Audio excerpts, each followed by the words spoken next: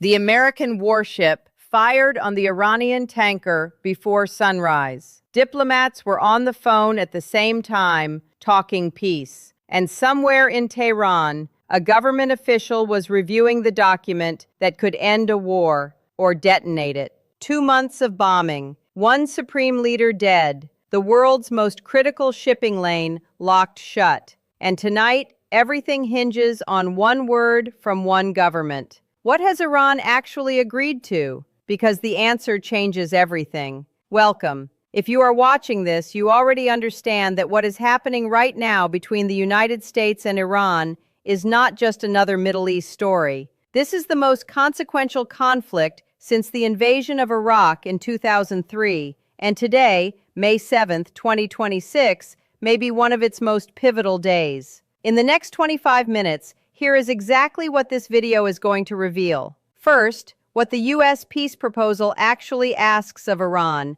and why Iran has been stalling. Second, the hidden crisis happening inside Iran that most Western media is ignoring right now.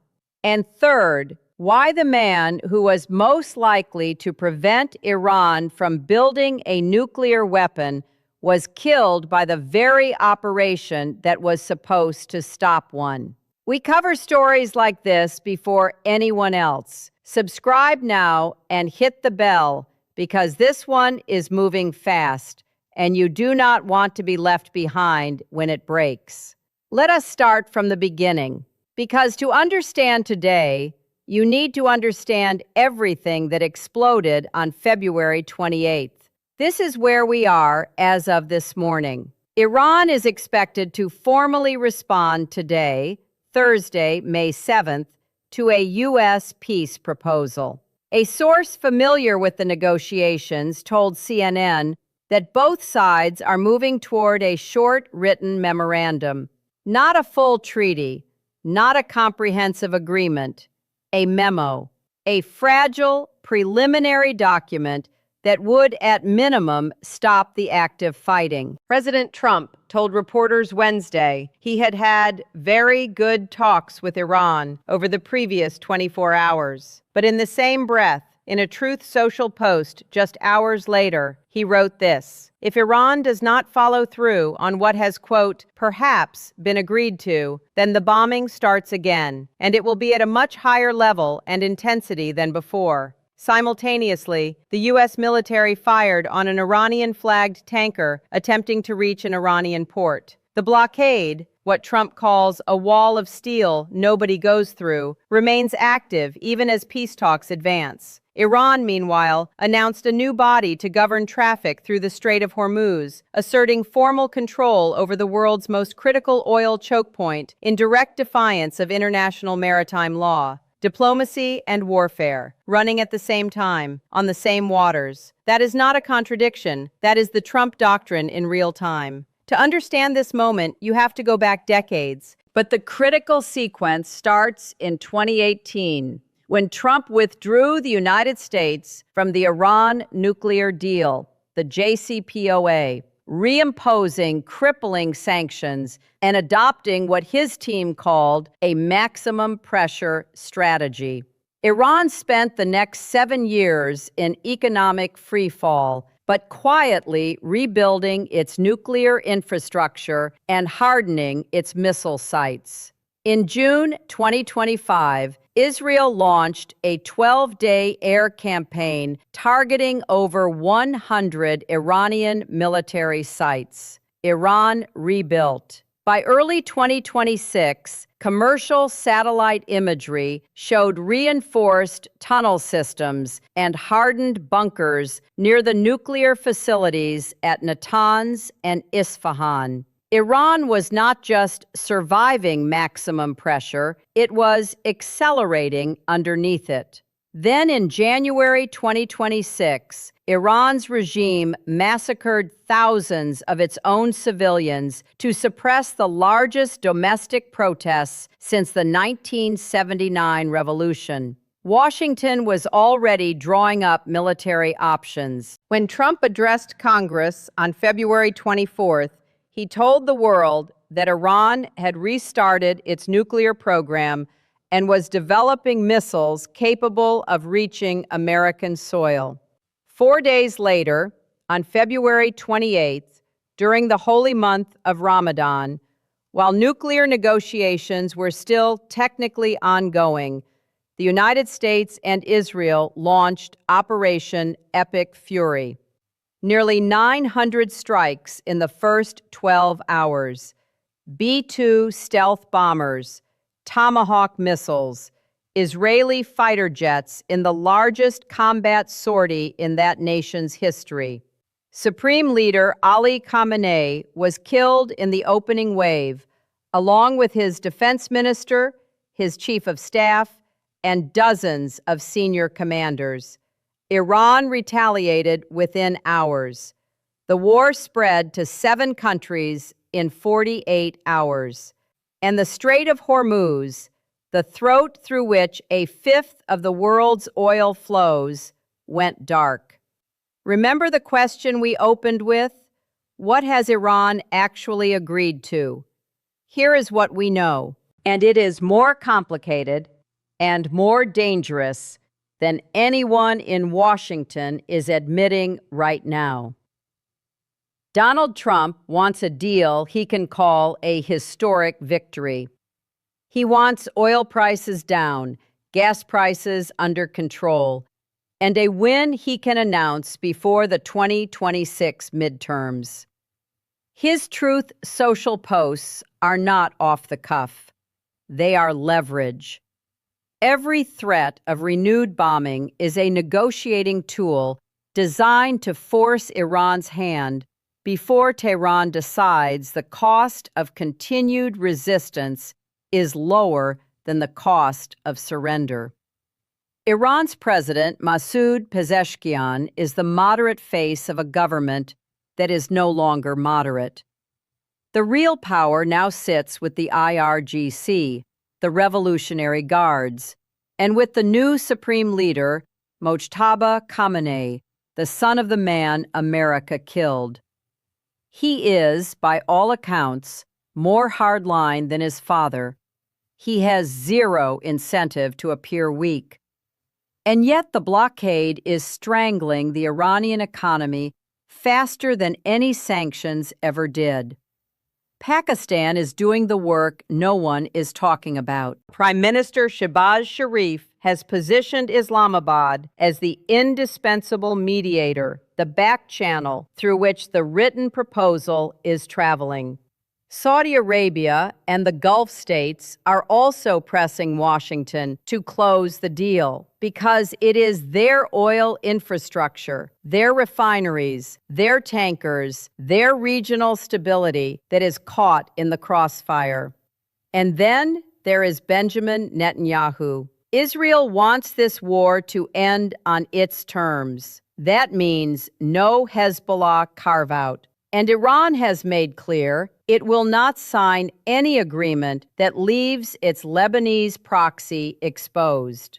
That single gap, Hezbollah, may be the reason this deal keeps slipping.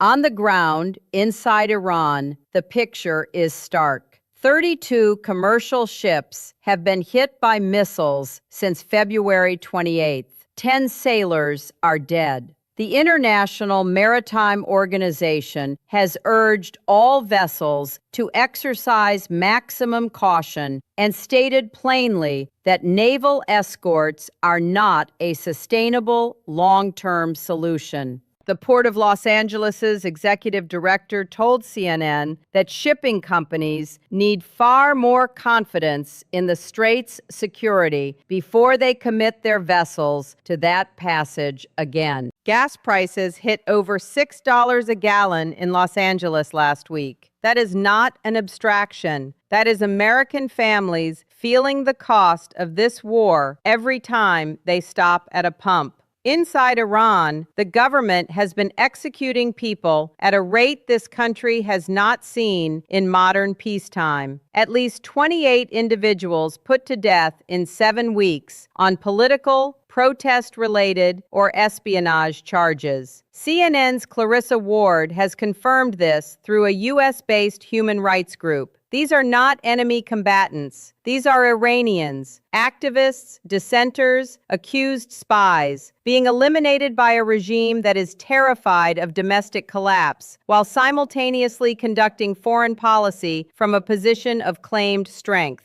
And yet crowds gathered in Tehran on Wednesday night. Music, singing, flags, people chanting, "Down with Israel," holding up portraits of the dead Khamenei. One woman told reporters she believes Iran was the winner of this war. The defiance is real, and it makes the regime's negotiating position harder to read from the outside.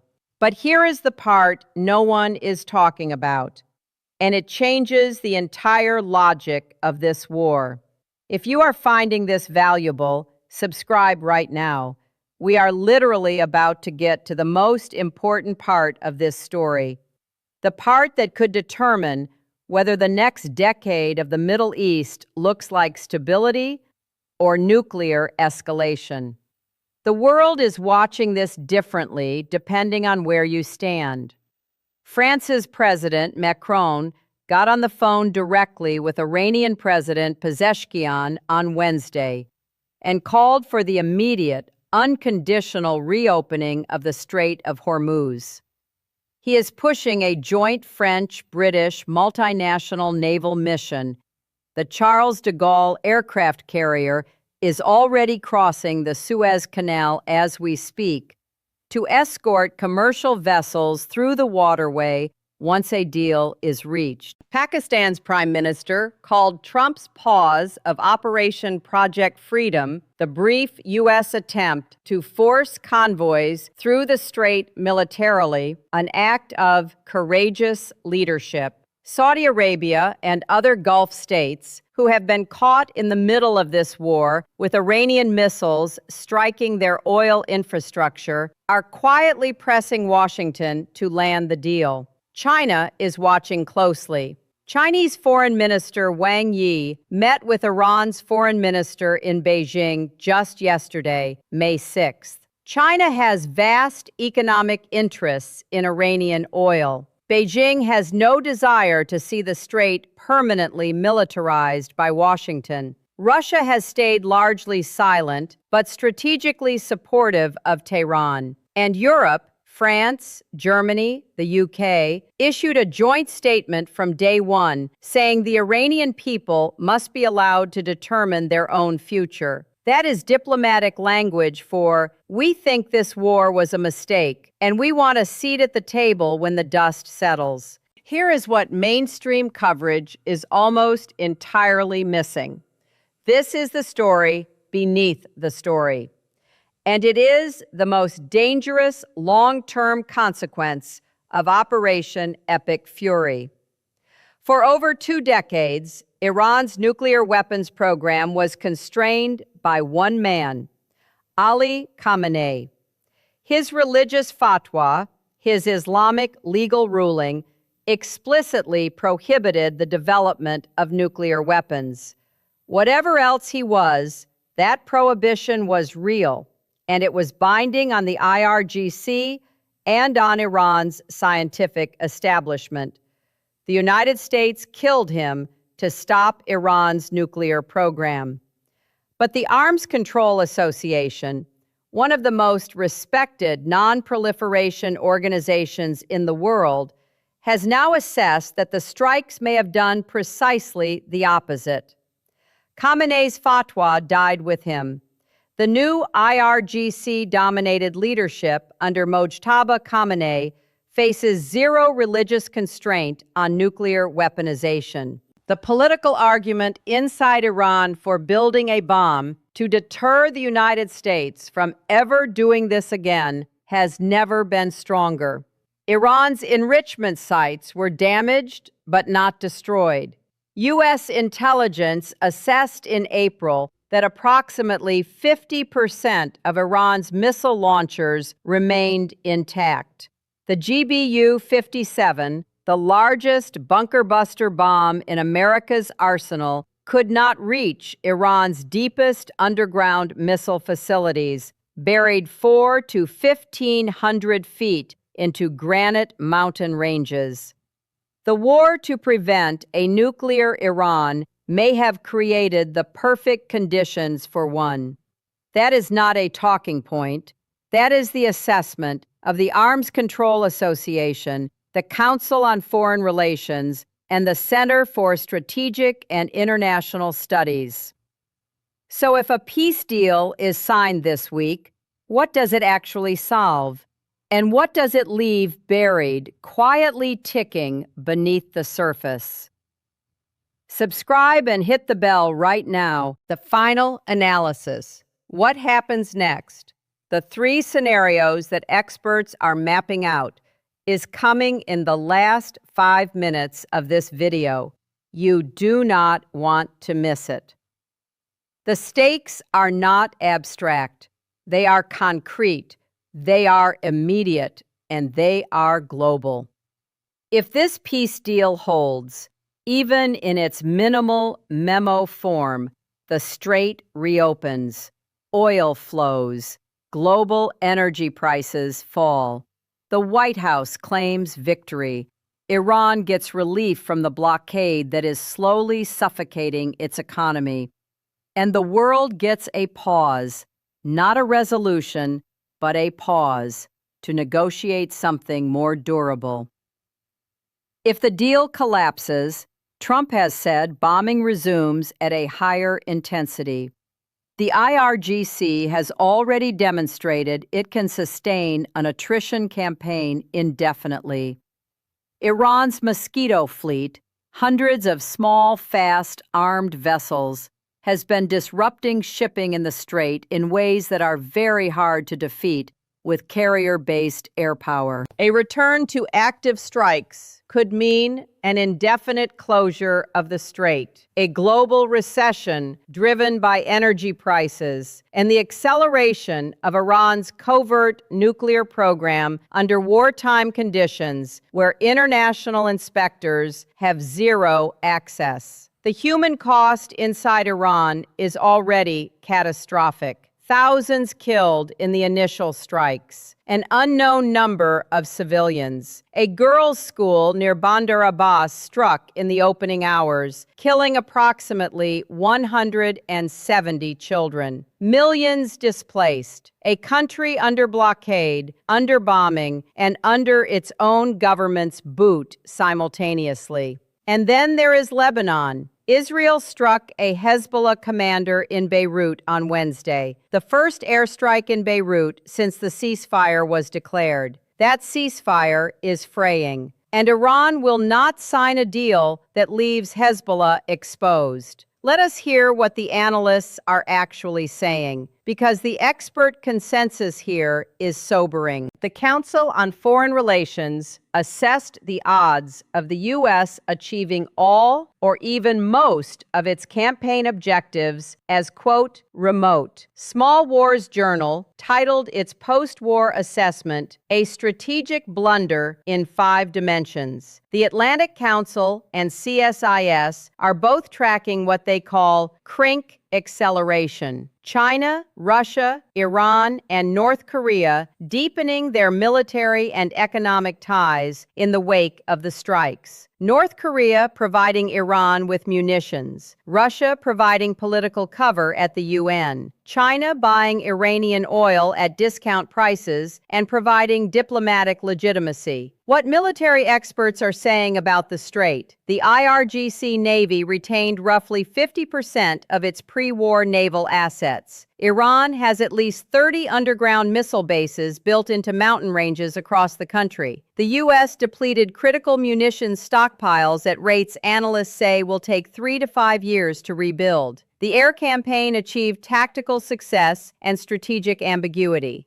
What economists are saying: the International Energy Agency called this the largest oil supply disruption in the history of the global energy market. Every week the strait stays closed costs the global economy billions. The war achieved air dominance. It has not achieved its objectives. That gap between military success and strategic outcome is the most dangerous space in global politics right now.